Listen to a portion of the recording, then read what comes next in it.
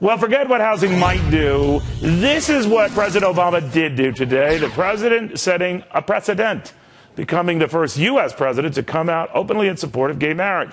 Now the guys who want to be the next president are reacting. We're going to be hearing from Mitt Romney on this very show tomorrow. But first, his sole surviving challenger, Ron Paul, with me right now. Congressman, very good to have you. What did you make of the president's change of stance on this?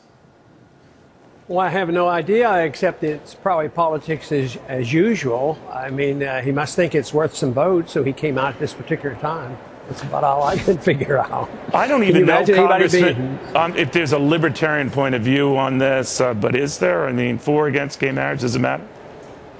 Well, our position is stay out of people's lives. I would like the state to stay out of marriage. I think marriage should be something that you do in a church. Me personally, I would do it in a church, but a voluntary association shouldn't be interfered with by the state. So I'd just assume that the state not issue licenses or define marriage, let the individual, let two people define marriage. And it'll annoy some people, but it also would get rid of this whole debate. We wouldn't be arguing about the definition of marriage. I can have my definition, somebody else can have theirs. So it's the interference of the state that we see that gives us this difficulty.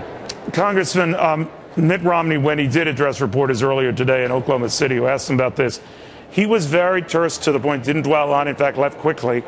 I believe a marriage is between a man and a woman, and left it at that. What do you think of that? Well, I don't have any problem with that. That's my personal belief. I've been married for 55 years, so that's my personal belief.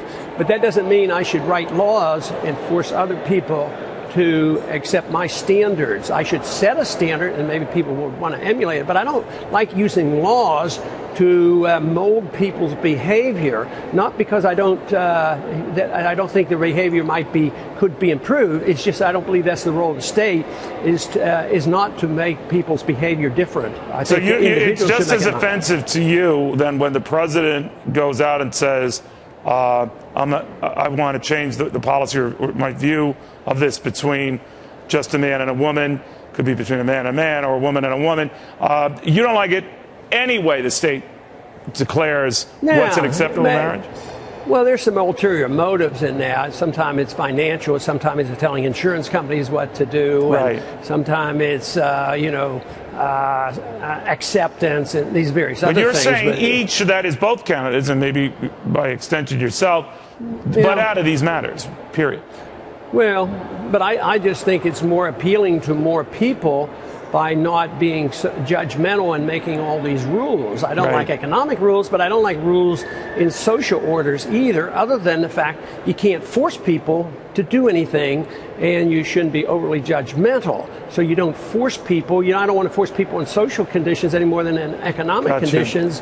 And I think things would be much happier in the world if everybody accepted the rejection of the use of force. Gary Johnson, the former New Mexico governor, was here. He got the libertarian nod, as you might have heard, Congressman. The talk was that you were asked to be their candidate, and they then walked to him, that you turned them down. Is that true?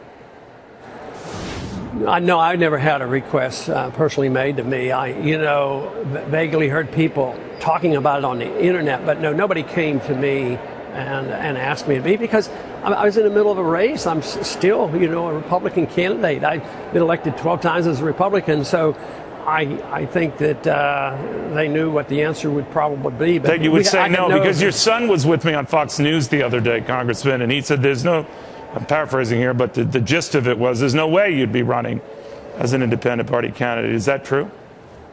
Well, that's what I've said all along, that I have absolutely no plans to do it. So if you had your choice between, if you don't get the nomination, and it would be a Herculean leap for you to get the nomination, Mitt Romney, Gary Johnson, Barack Obama, who do you vote for? Well, I'm still voting for myself because I'm still a candidate. All right, good answer, good answer. All right. Congressman, great seeing you again. Thank you very, very much. Thank you.